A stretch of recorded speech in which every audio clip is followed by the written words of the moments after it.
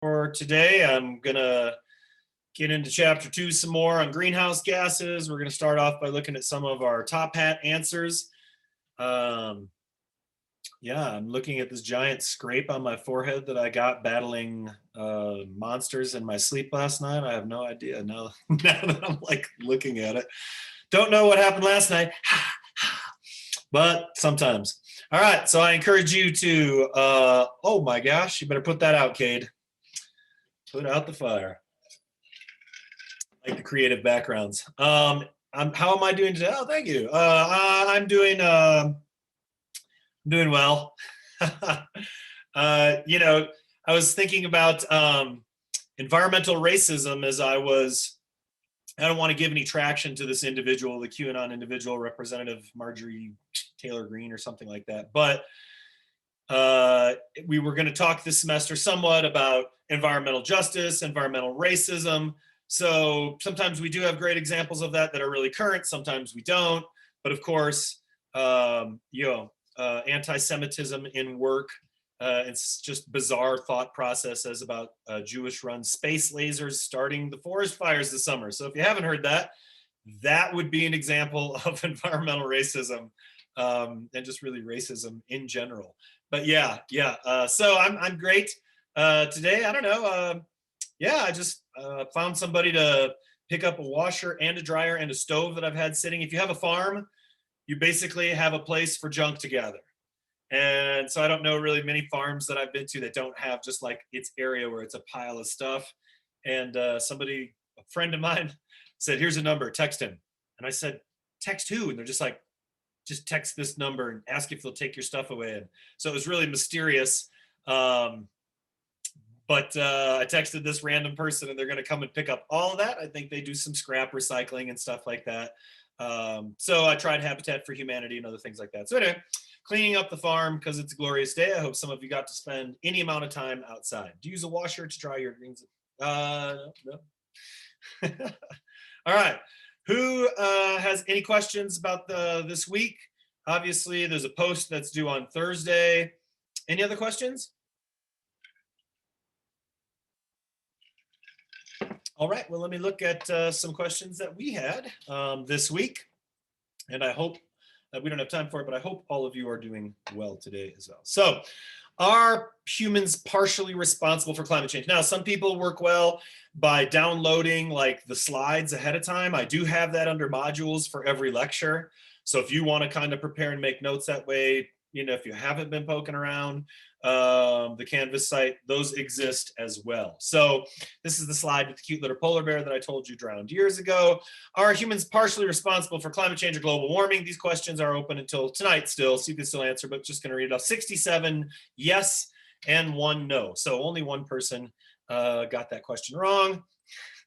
Sometimes these are opinion questions. This time, that's a science question. Certainly humans are responsible. And let me look here at the next question, just kind of getting past some that we didn't have data for last time. Which term are you more inclined to react positively towards? One was global warming was the choice and climate change was the other. Now, of course, we're not just talking about science here. We're talking about how people respond and react to different presentations of problems with the environment, challenges we have, whatever that might be. So how we frame the issue becomes really, really, really important. And I think that this is always an interesting question. And I think out of 72 answers, 16 said global warming and 57 said climate change. They react more positively towards. So a lot more folks out there saying positively towards climate change. Why did you choose either one? And we're not going to spend a lot of time on this, but again, how we present this, and I think maybe global warming is like a way that it was presented a while ago. But I think that there's reasons for this. So what did you choose that you react more positively towards and why? I chose climate change because a lot of the time, not me personally, but some people will see evidence that maybe it's an unusually cold summer and they'll be like, oh, global warming doesn't exist because it's cold in June. But that's just further evidence of climate change because it's just weird fluctuations in the weather that wouldn't have happened as much before humans got involved with fossil fuels and all of that. Great, absolutely. And of course, I think we hear that frequently, right? Like it's going to be really cold, and then that's like immediately a reason for folks to be like, "See, I told you that it can't be cold." If it anyway, we know that there's a difference between climate and weather, right? Weather is sort of the more momentary patterns that we're looking at. Climate established, and being able to look at that over, gosh, for at least 400 plus thousand years. All right, why else? What did you choose that you see more positively, and why? Or why do you think other people might see that more positive?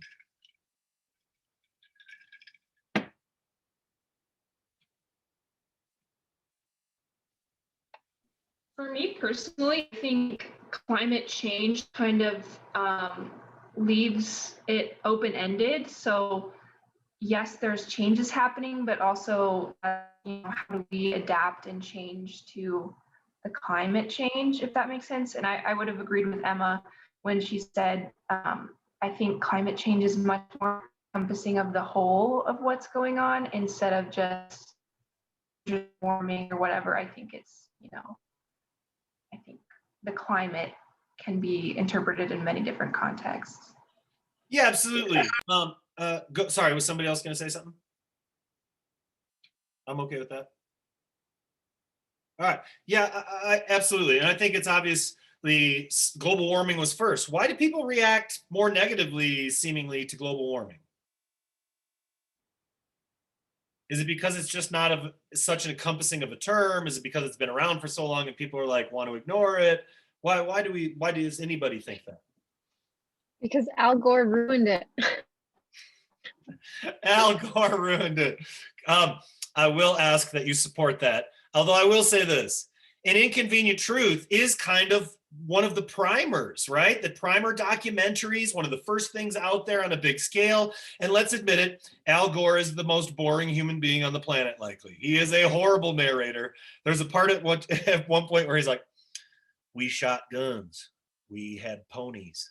And it's like, and everything was so slow, and I get that. But there is maybe something to that, even though he's very passionate about it and was on the forefront. What do you mean by that?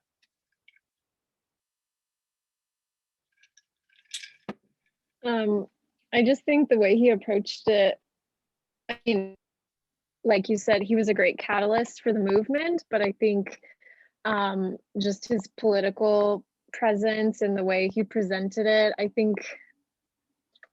I mean, just like we saw in the documentary, how, I don't know, whatever congressman was like, global warming's trash. Like,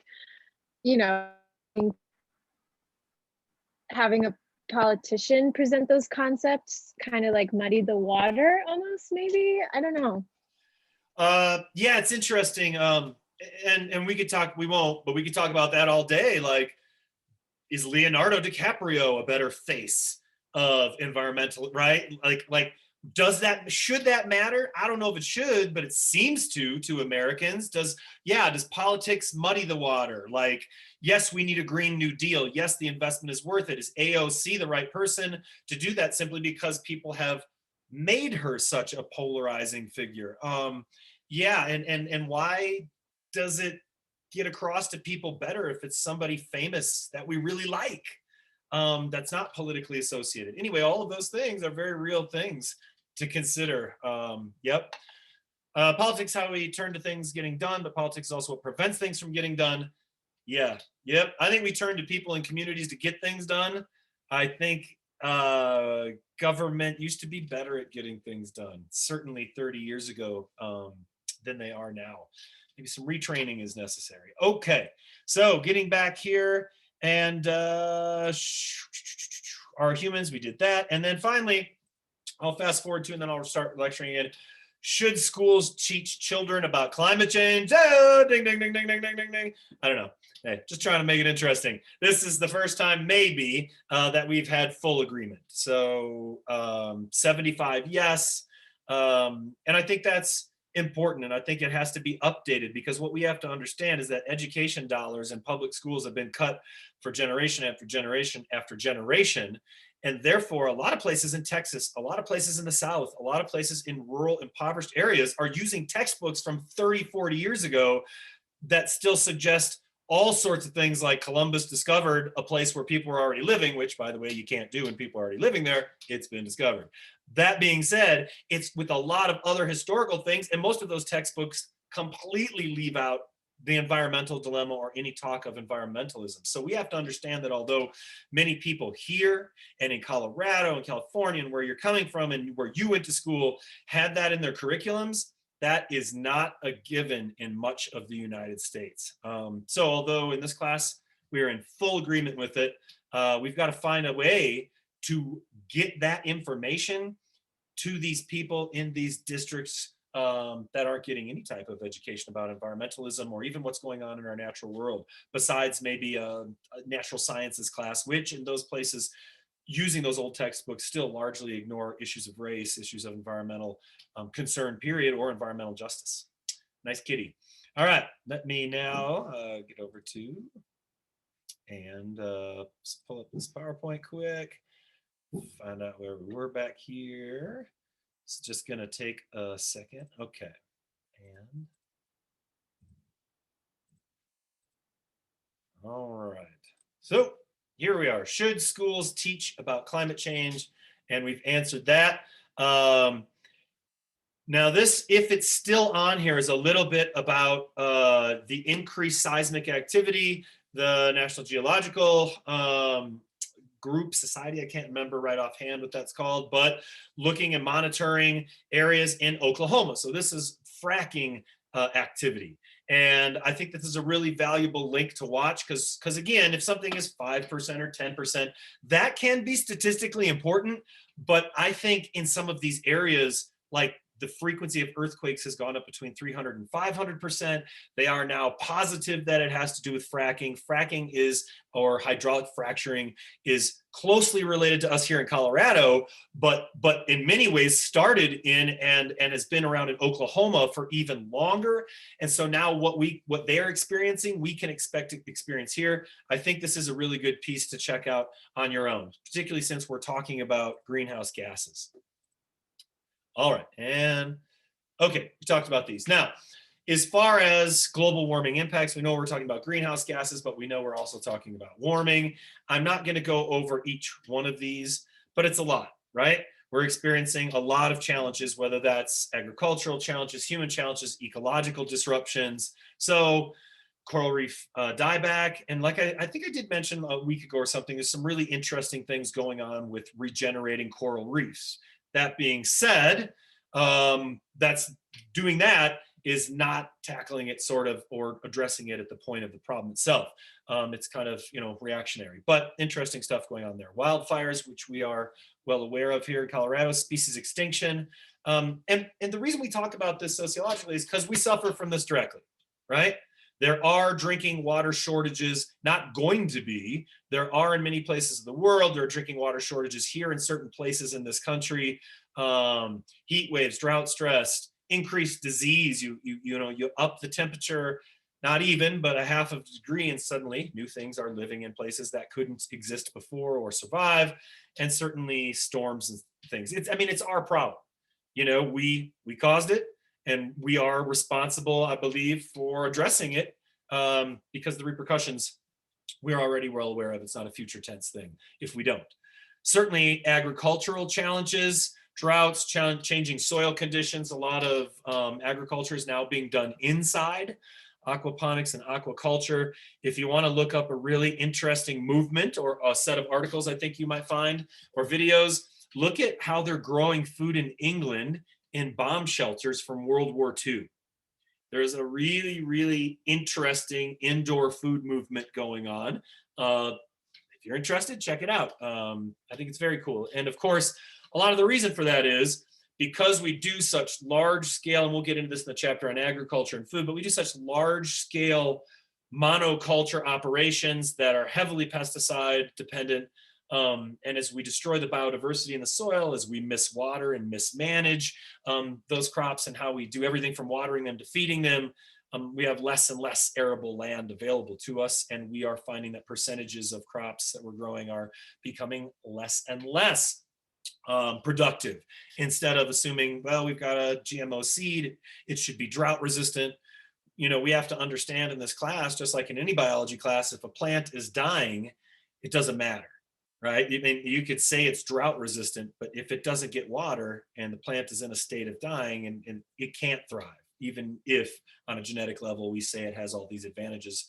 I think it was 5 to 8 years ago, 95% of all of the Midwest's corn crops were wiped out, and 98% of all those, or 99, are GMO crops, drought resistant crops. So heat waves, increased disasters, and I have natural disasters here. I think that we all understand, particularly at this level, that we have to watch language. Language is the key to all culture. Increased disasters. They are not all just happening because we understand that the pace of which, the rate of which, the intensity of which, the frequency of which is driven by climate change and global warming impacts. So yeah, the author of this textbook, Michael Carolyn, Dr. Carolyn, fantastic human being. Office is in the B wing of Clark. I know I mentioned this, but he has traveled the world, though I imagine a bit less, like I said, but has some fantastic other books on food and agriculture written, and are also looking at things like, treadmills and triangles and stabilization units. And this is basically just showing regional per capita greenhouse gas emissions relative to population, meaning those of us, right, that use the most, or those folks that are, I guess, are the most threatened are the least responsible. Those of us that are the least threatened are the most responsible.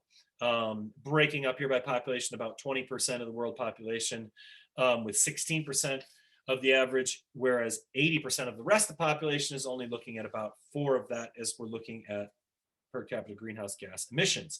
Now, a lot of times we hear the same type of rhetoric, and sometimes it's just habit energy, and a lot of times it's environmental racism, and turn it towards other countries, and those are the people, and they're having a lot of kids, and they're more responsible for that, and why don't they do this or that? But one thing we know that we need to look at is that many places in the world use disproportionate amount of the resources, pollute a disproportionate amount, and so therefore have a disproportionate responsibility. Now, what that is, we're not quite sure of yet. And I do want to find out, we'll look at this question here. I do want to find out, I have a roommate, Rafael Lamange Marcus. I was just talking to a student yesterday about that. My roommate, my first year in college, is from Brazil. He's a fantastic human being, and he buys and sells carbon credits. He works with air and lives and works in Chicago, and just reached out to him the other day. And I'm going to see if he'd be willing to maybe talk for 10 or 15 minutes to class someday about like exactly what that means. Well, what are the incentives that we're offering, and how, and what kind of impact do they have? Excuse me, let me let Alma, the pit bull, out. She's super cute.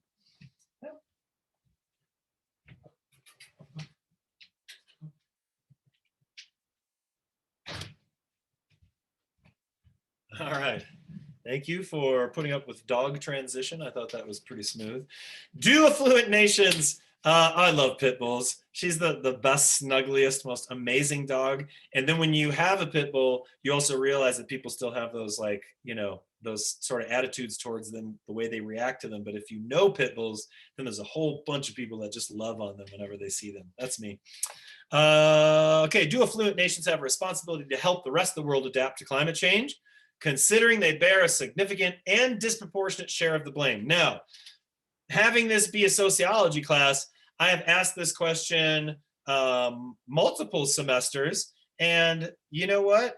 I always am able to see this and have students that see this in different ways. So yes, I think there's a lot of different ways to see this. No, I'm not trying to just feed the answer from the slide that we just talked about. So I want to hear from you. What do you think? And let's look at how the class voted.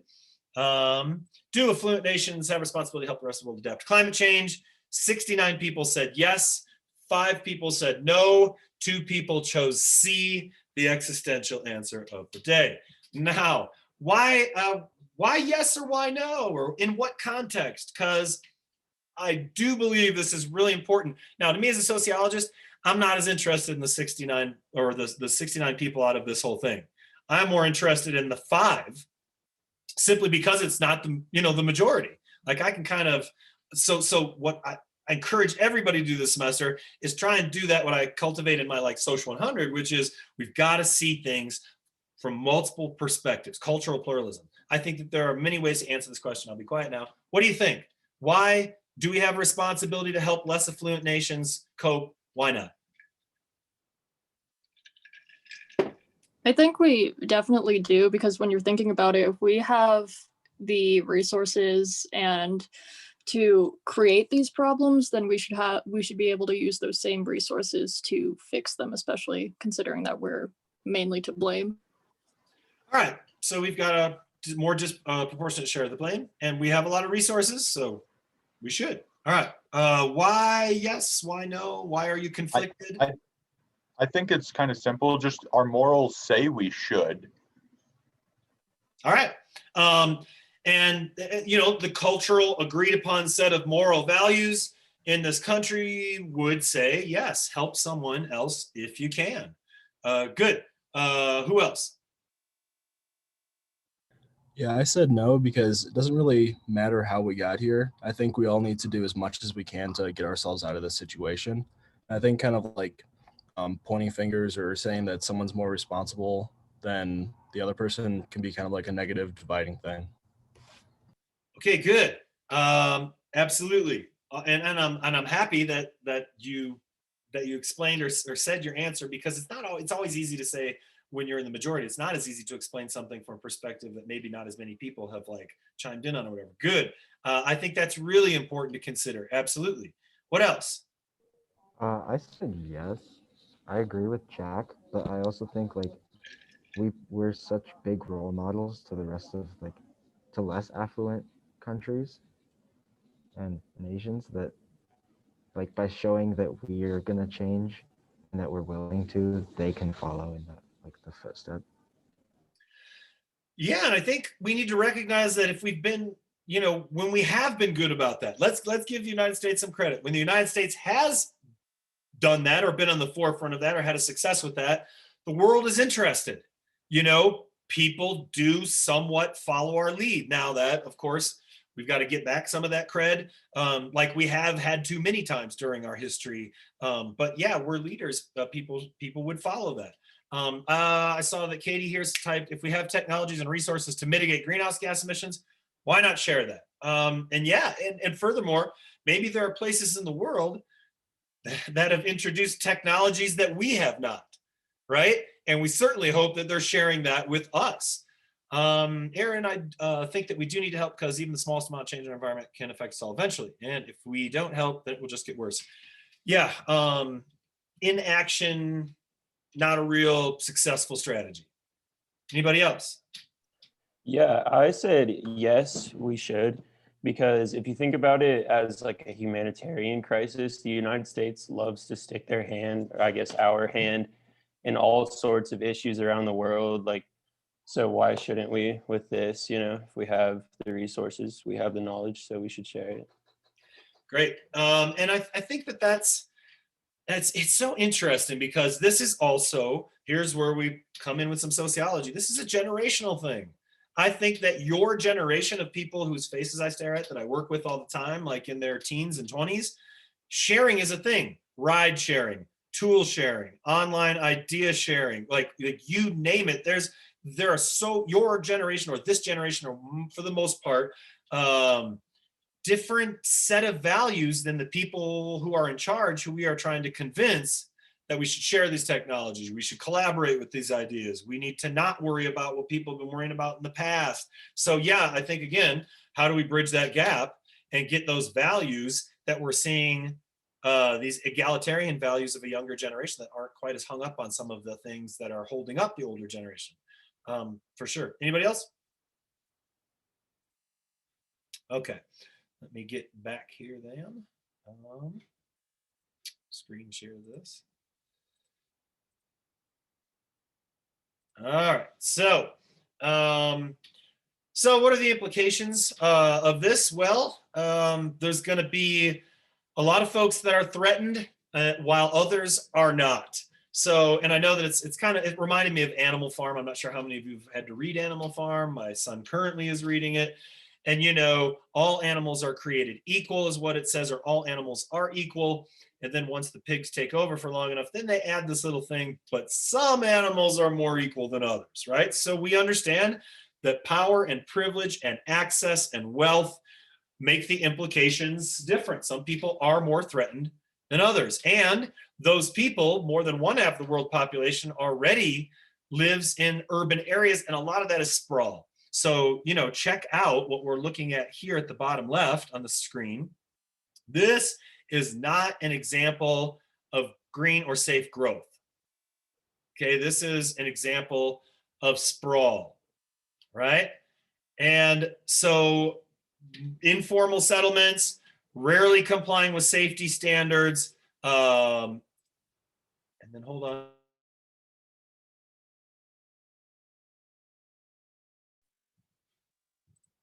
Sorry about that. And closely related, I mean, look at the housing. This really isn't housing that's designed, and they talked about that in Garbage Warrior, and we're going to discuss that, but this isn't housing that's really designed for human beings or with human beings in mind. It just kind of pops up and happens. And so obviously, look, most of the world's population are poor.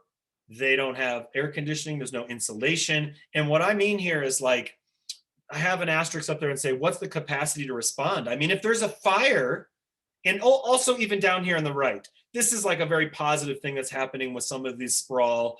There are two brothers here that are like painting and turning some of this into like art and making it more positive. Obviously, that's an important piece.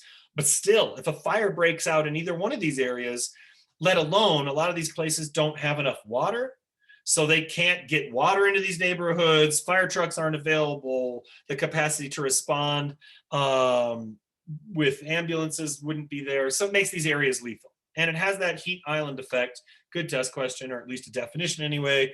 You know, that buildup of heat and tenements and central districts that make it dangerous. I mean, you get a heat wave through one of these things, not just a fire, and it's lethal, right? So urban areas and that buildup, we have to understand that a lot of people are going to be impacted more than others. So do you live in a place that you consider safe? Running water, disposal, heating and cooling. Most of us answer yes on this, right? There are, you know, people that are living in situations now more than ever in their cars and don't have, you know, we're finding homelessness is rising and things like this. But for us here, many people live in a place that is considered safe, where obviously if you're living in these areas, these tenements or these informal settlements, settlements, that is not the case. So what's that mean globally? Like if we do, that means infrastructure. So that's one of the things, like write it down because we'll get to it every chapter. Infrastructure, infrastructure, infrastructure. It's one of the advantages we have here, right? Waste disposal so that we can clean our water and have clean water available to people, so that we can have roads, so that we can have healthcare. You all good? Oh, yeah. Cool. All right.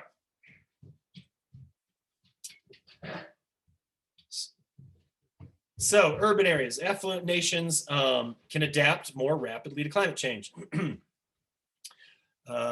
some cases of the countries, how do we help countries like India produce a bunch of pollution to go off? We'll talk about that. India does, you know, create a lot of pollution, but so do most of the countries right now in the world. We'll look at that and we'll talk about that, but not today necessarily. So this is the advantage of infrastructure. If you have money, if you are an affluent nation, you can adapt more rapidly, right? So what is our capacity to adapt here? This is just what I was talking about. Health services, emergency services, sewage and drainage, structures to conform to code, health and safety regulations. I mean, although in Garbage Warrior, one of the hangups was like code. Why can't we wrap our heads around new ideas for building and architecture and whatever? We also know that having some of that code and that infrastructure means that that's a very positive thing and something that's obviously missing in a lot of places and in a lot of those settlements, and where over half now of the world's population is living. So know the definition of an LCCZ, a low elevation coastal zone. These are areas within 10 meters of sea level. And increasingly now we are finding more and more and more, over 600 million people living there, closer to 800 to a billion people living there now, because this data is from 11 years ago. Most are at risk in low-income countries, many islands, but also if you look at the coastal cities where people are living, these are big places, right? So not just in the United States, in India, in China, in Japan, as we look around South America, definitely. And of course, urban expansion with floodplains, mountain slopes. I mean, people are living where they can live, whether that's a low elevation coastal zone or whether it's like up the canyon. And if we're talking about like the Poudre River here in Fort Collins, you know, you put a road there and it's dirt road, and then you chop down more trees, and then you widen the road, and then you cement the road, and then you have drought for a long time, and then you get a big rain overnight, and you have just absolutely increased the percent chances that that's going to flood. There's very little absorption because of the paving. There's very little absorption because the ground is so hard. And so you're expanding these ideas. The same thing with building houses on mountain slopes and in hard to reach areas that are going to have, you know, mudslides and things like that. So people are expanding to live just about everywhere.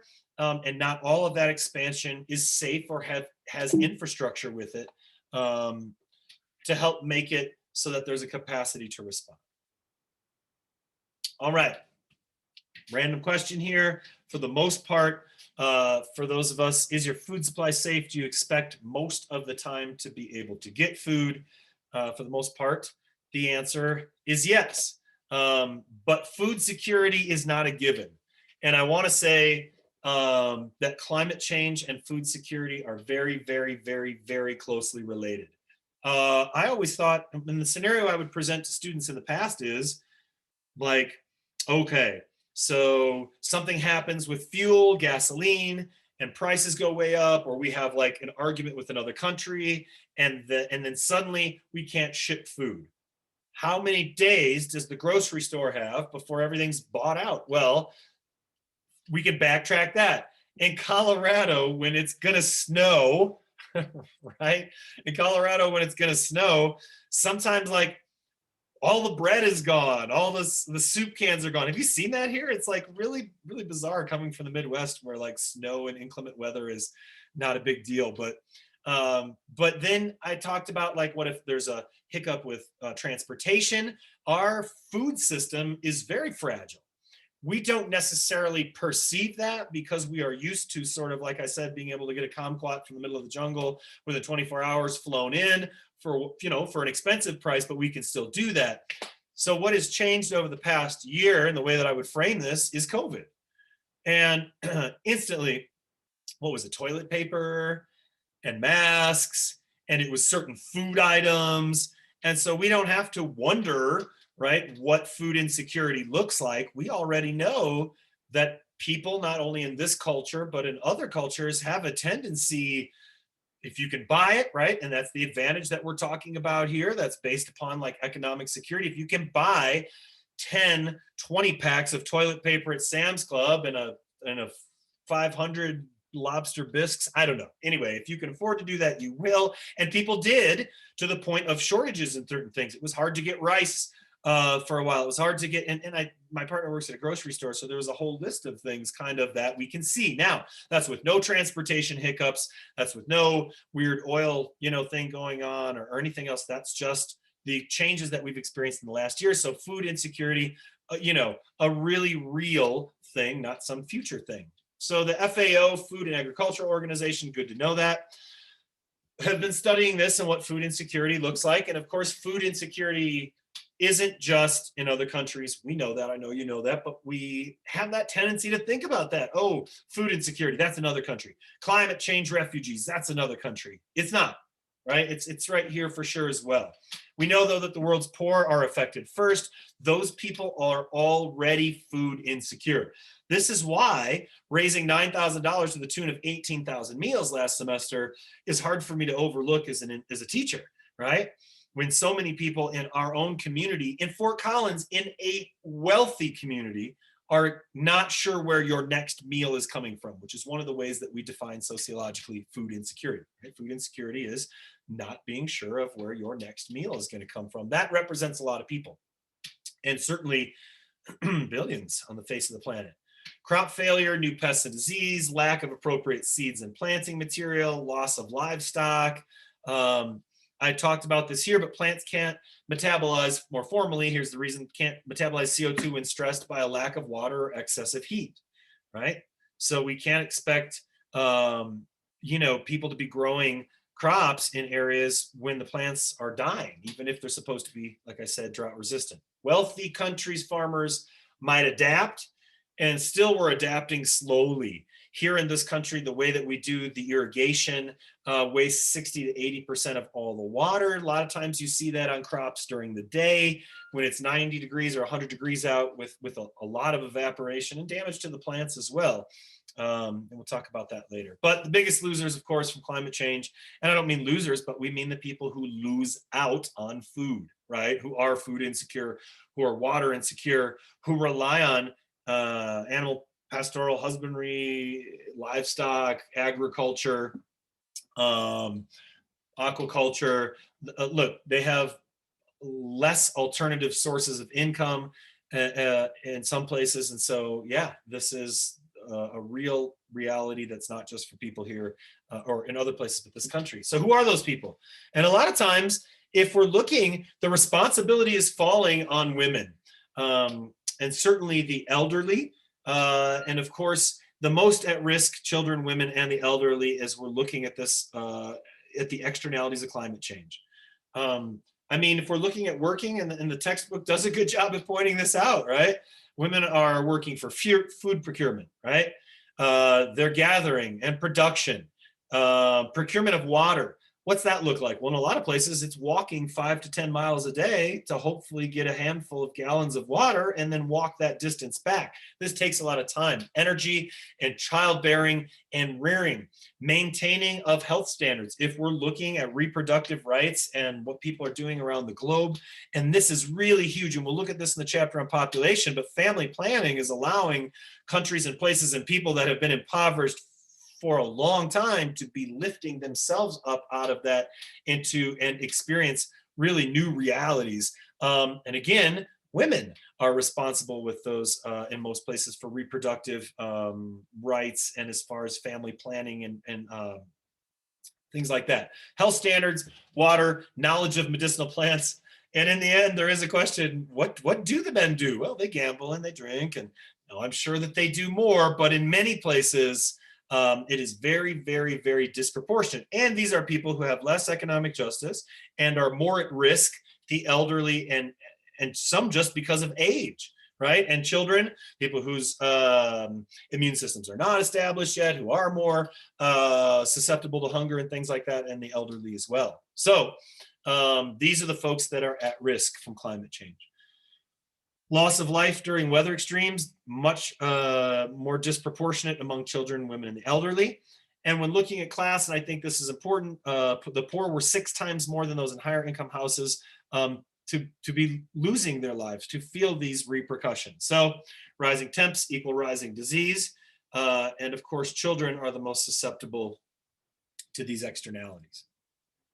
All right, I'm going to pass by this, but it's interesting. These are the threats, the vulnerability of women, and also why they're vulnerable and what they're looking at, right? So disease, lack of access to healthcare, increased burden for caring for the young, sick, and elderly. This is embedded, and you can download this anytime. But we understand, and the point is, and another good test question, who's most vulnerable to climate change and why? Right? So be able to explain that and understand that. And a lot of these can also come from why do women in these cultures have so much more? Well, you're also looking at gender constructs and gender inequalities, right? So that is how something like gender inequality can lead to people being much more susceptible to even something like natural disaster or a shortage of clean or safe drinking water, or whatever that might be. All right. So climate change refugees, good question here in the test. Good to know the definition besides. And we're looking at other places, maybe in the world in these pictures. This happens in our own country as well. So refers to populations of people that have been displaced, due to climate change. And again, Adaptive capacity and infrastructure, very important. So this, where we see the most climate change refugees are most pronounced in areas with low adaptive capacities. If there's a change in agricultural production or a drought, people are going to be trying to go someplace else. But what is missing water, clean water? What's it look like? How can countries patrol or close borders if this is going to happen? And a lot of time, I mean, the countries that you have around you, maybe you've been like fighting with these people for a long time. It's not guaranteed that you're going to be able to go. But if you don't have any water in one place, right, or there's no help for your government to change those situations or people to change those situations for themselves, then people move from one place to another, right? And a lot of that movement is based on disaster, and a lot of that is based on climate change. So what does it mean? Adaptation. Important for you to understand this as well. Refers to actions to adjust socio-ecological systems in response to climate change conditions to reduce harmful effects. Okay, so the idea is, we've got to adapt to reduce the negative impacts, but by that point, right, you're already behind. And where will people go? Most of the people, the developing world gets 4/5 of the refugees. And like I said before, you're moving from one place without any resources or low adaptive capacities to another place with little to no opportunities or resources. So how do we make sure people have enough water? How do we make sure that we know what's coming ahead of time with food shortages? How do we look at something in terms of adaptation? And then how do we get in front of it? And of course, like I say, and here, and this is not 10 years from now, but also it's not just 10 years ago, this is 20 years ago. How long ago now was Katrina? This is an image from Katrina. And of course, you're talking about even our dog Huckle is technically a climate change refugee. He is a Catahoula. Those dogs were pushed up from Katrina up through the Midwest and then east and west as they went to different parts in the country. And so, yeah, like what's that look like 20 years ago? What's it look like a year from now? I think that's really important to understand. You have a Catahoula too. Excellent. And if we look back really at this, I mean, what's it mean? Like when we see people and so the environmental racism piece, when Katrina happened, there were 2 white people that had bag and they had been taking food and they were finding food. That day on the AP network news, there were 2 African-American folks and they were looting, right? So environmental racism, who does it impact the most? Poor people, brown people, communities of color. And what is that really like for those people that not only get more racism, but those are the actual people, and we will talk about this in regards to my own hometown of Freeport, Illinois, where the east side of town, mostly poor white and poor brown folks are living in that river floods every year, and then it floods the entire east side. So what those people are experiencing is the same thing. That's not just water, that's sewage and gasoline and human waste and feces. So you have to understand when that was flooding or anywhere there are those conditions, those folks aren't just like wading through like a swimming pool. Those people are wading through toxic waste. So we have big repercussions. Now, again, like it was years and years and years, right? And not to mention Indigenous people suffering under government. Absolutely. And years and years and years where people were saying, fix the levees, do something about the infrastructure. And it was cost prohibitive, but it's like life prohibiting if you do that to a point where you have a disaster and then this happens, right? It wasn't just cost prohibitive. People died, their lives were changed, the entire scope of that city was changing, and really New Orleans, for how long ago that was, recovering now still from that. And in a lot of ways, as a community, from the racial divisions and the environmental injustice. All right. So another bit here as we talk about climate change refugees, just something important to keep in mind. These folks are competing for scarce resources. I did mention that there might be long-standing ethnic tensions between groups and disputes. So again, oops, where are you going to go to? You're not necessarily just, You're not just necessarily safely going to go, to the next country over or the next city over. And fault lines, socioeconomic lines, what's it look like? Farmers, jobs, the ability to, make a living. But hey, relax. There we go. It'll all be over soon. No, that's supposed to be a positive thing, right? Because the reality is, when we're talking about solutions, to me, and I think where we're going scientifically in this class, so let's throw the politicians and that whole idea out the window for today. Woohoo! It doesn't matter. Like, we are good in this culture at assigning blame, right? But to me, it doesn't matter. Like, if this is the end outcome, and really we're talking about disasters here, because if this happens, luckily it's not our fault. But if this happens, it doesn't matter who we blame. We're talking about action versus inaction. Now, adaptation, you know the definition of it, know it for the exam. Yeah, but know this, because this is more important for sure, at least, mitigation strategies. Mitigation. Look, lessening our footprint, reducing the consumption, impacting the source, right? We're consistently blaming people or whatever it might be, the individual, but how about the source? How about the source? Because then we have a chance. If you're just adapting after your town or your city is flooded or burnt to the ground, yeah, good luck with that. It's going to be a lot harder, and it's going to be far more expensive. So if you're looking at mitigation versus adaptation, I mean, look, this is absolutely a no-brainer, folks. We know the temperature is rising. We know the warming trends have devastating social impacts and environmental impacts. So mitigate. Come up with strategies and solutions ahead of time. Ways that really do impact and adjust it ahead of time and at the source, right? So if the question from on the test is, which is more valuable to us, and Jason ranted about it in class, that would be mitigation. Mitigation, far more valuable. Now, as human beings, you better have an adaptive capacity. And of course, I just said those people with a greater adaptive capacity are better off.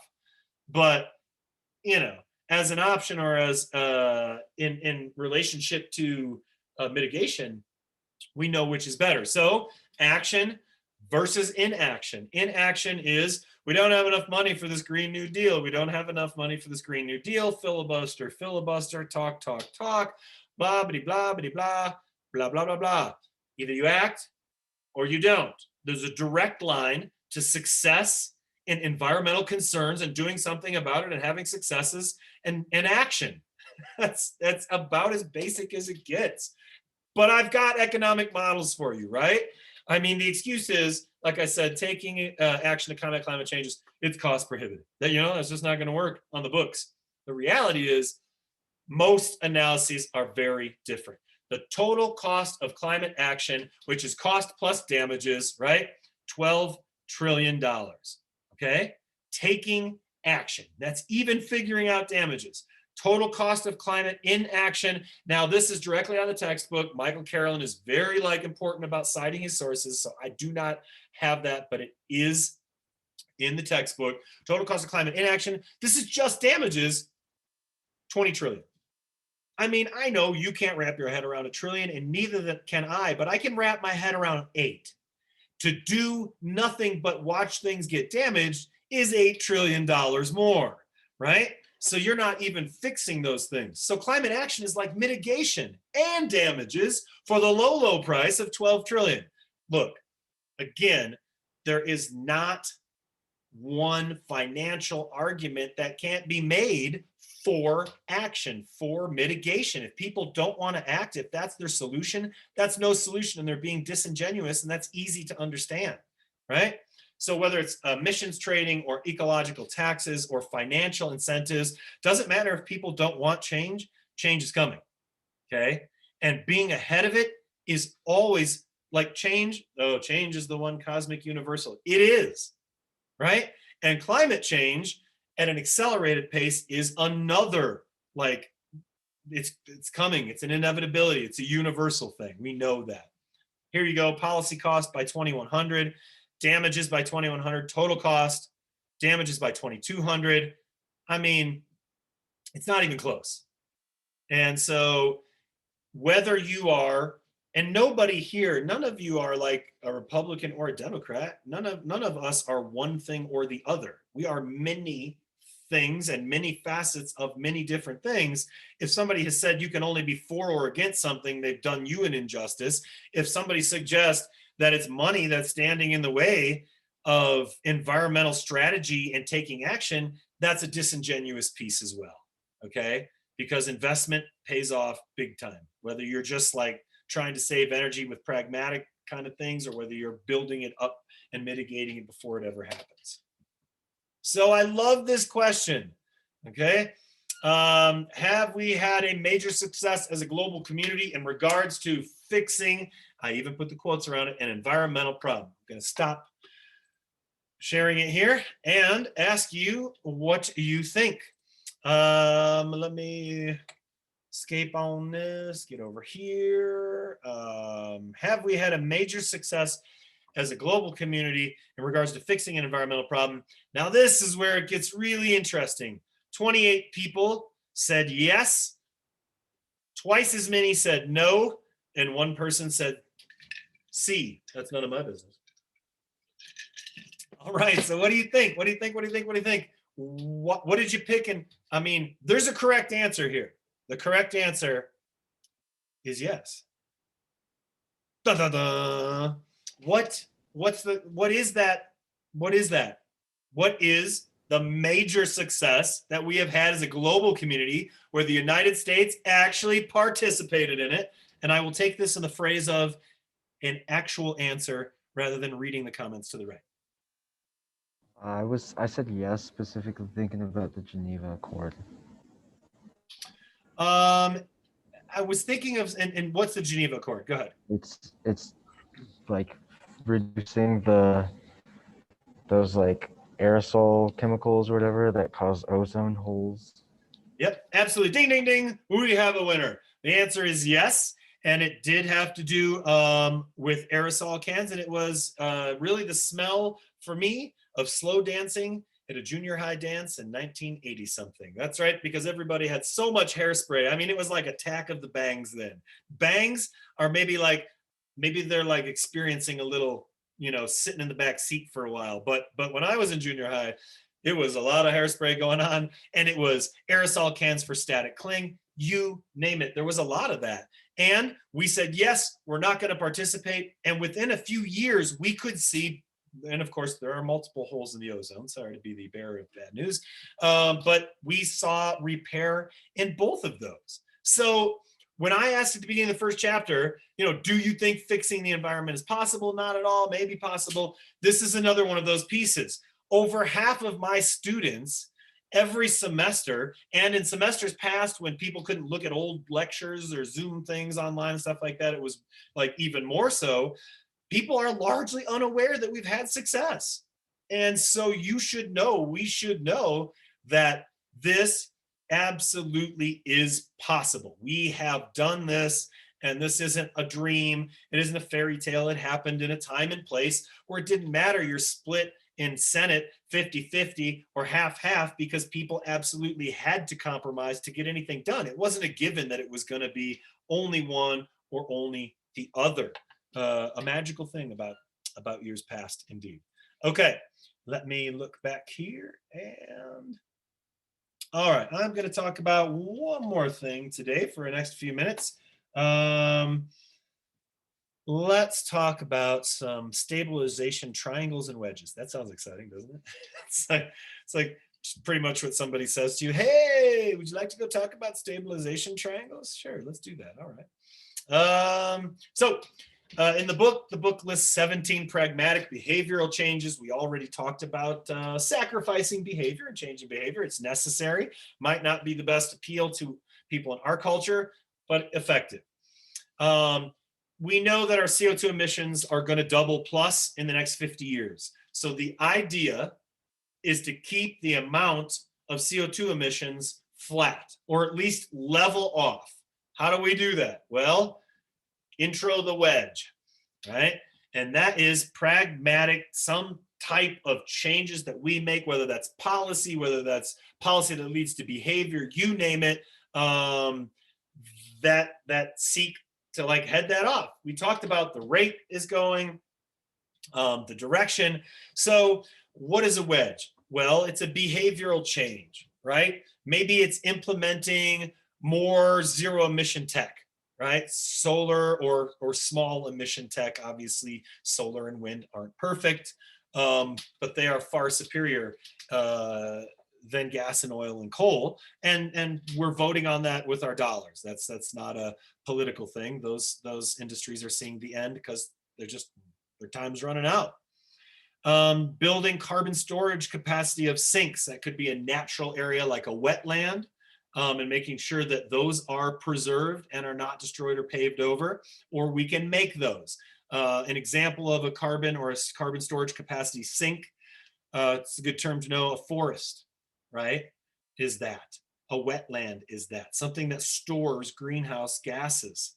Carbon capture storage coal plants, if we're looking still at that type of technology, but we can't afford to wait. And I have down here, it's not just money. It's not. We know that, right? Waiting, if you're going to continue to play the waiting game, then you're not a fiscal conservative. And that's fine if you're not. But stop saying you are if your plan is just to wait it out. We can't do that. So here's what a wedge looks like. Looking at how many tons of carbon are emitted each year. Here's our historical emission. Here's the current path or the ramp at which we're following, right? And so there's the flat path. So it refers to the total carbon savings that must be achieved to hold CO2 at a constant level and avoid the predicted tripling of our output by 2060. So that's a behavioral change. You see it go flat there, and I'm gonna go to the next one. Here's what it is. So a law does that. If I go back here, how do we get on the flat path? Well, we say you can only emit so much carbon before you're going to have to pay X amount of dollars. We incentivize it. We incentivize driving and all sorts of behavior that costs negative externalities on the environment. We can incentivize behavior, right? Like I talked about here, whether that's more wind, more solar tech, which is happening. But if we had done this in 2004, 16 years ago, we maybe would have only needed 7 wedges. And that's to tilt it so that it's stabilized. Do you understand? I hope that I'm presenting that in at least the way that makes sense. If you do enough of them, or not, the rate at which isn't exponential. It evens off. And that's what we're trying to find, is some kind of symbiosis, right? No, understanding that all of the world's policy revolves around continued fossil fuel emissions. In 2009, 9 wedges were required, and now more are going to need to be required, meaning big action is going to have to be taken, like sweeping action across the board. Can't wait. The book talks about this when we're looking at energy consumption, and I think here in Colorado, we can look at this and say, oops, that building is a big deal. It accounts for a lot of energy. It accounts for a lot of waste, energy consumed in the U.S. building sector. And I say in Colorado because it's like, what is the neighborhood that's right there by the drive-in that I used to go past all the time? And it was like, I thought they were just building like the first place like a couple months ago. And I drove by the other day and I was like, that's the whole thing. That's not happening in Illinois as much, but in Colorado it is. So it's a good place to observe just how intense it is. So much building, in fact, over the last many years, that like our landfill is also full.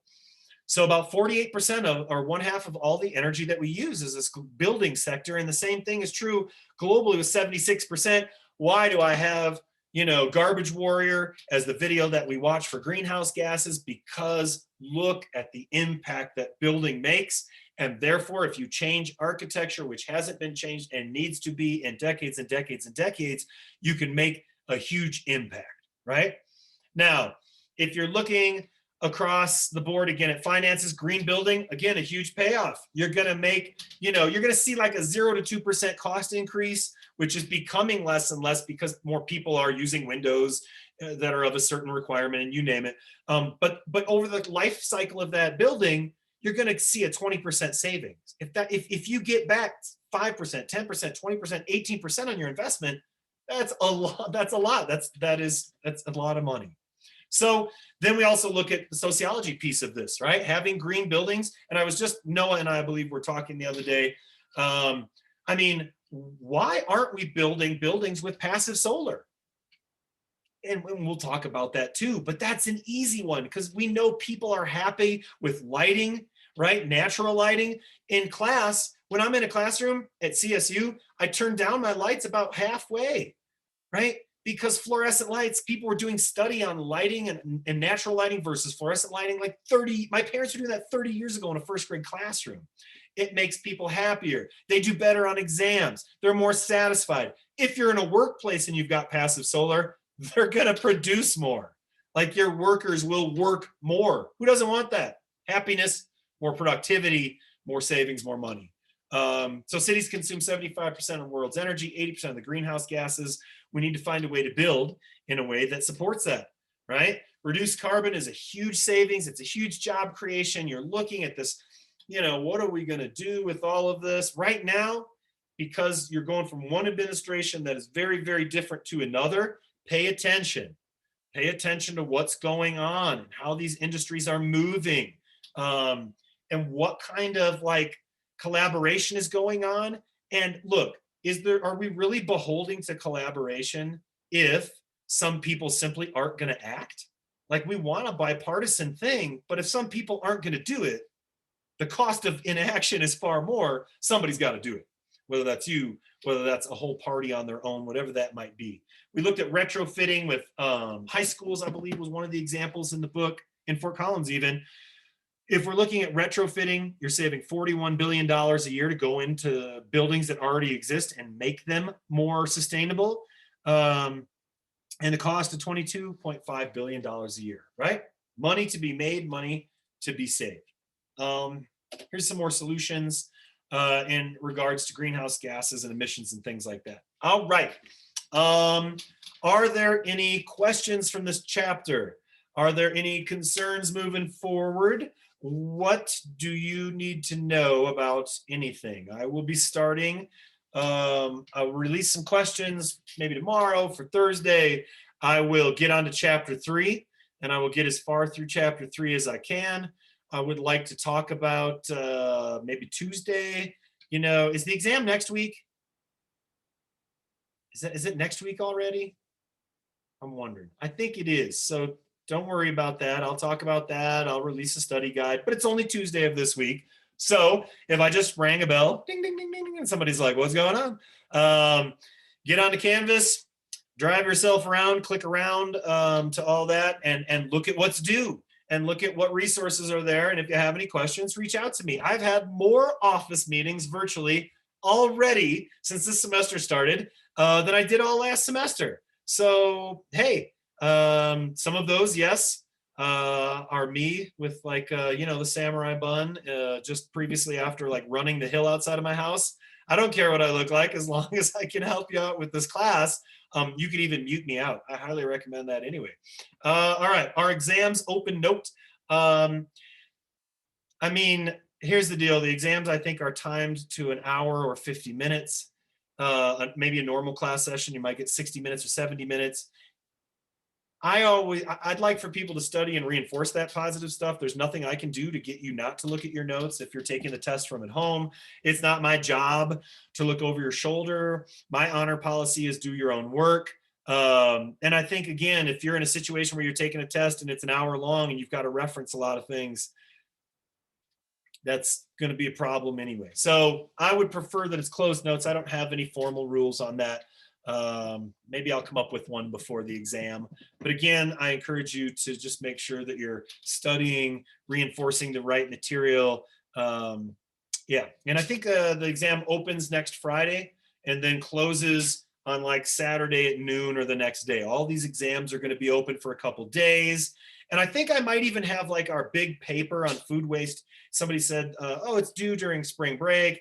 Well, what I did was Personally, I'm not going to be dancing on a bar in Cabo this year. I know it's like the first time in 20 years that I will be missing that. But I'm only giving people 3 extra days. I could have had it due on Friday. I think I have it due on Monday the 12th. That's just going to benefit you. You could turn in that paper whenever you want in case you plan on dancing in a bar in Cabo or sailing around the world or whatever it is you might do in your life. Any questions? Let me take a drink of water. I'll stop talking. Really, any questions about the pacing of this? Anything? Nope. All right. I had a student stop by. I wasn't here when they stopped by, but I had a student stop by that wanted some eggs. We normally sell out of our eggs. We have organic eggs, but somebody reached out and I had an extra dozen. So I hope you enjoyed the eggs.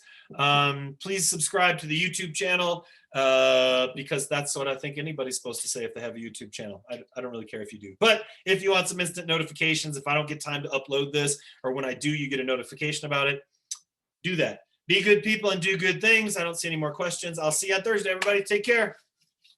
Be safe. Thank you. Thank you. Thank you. Thank you.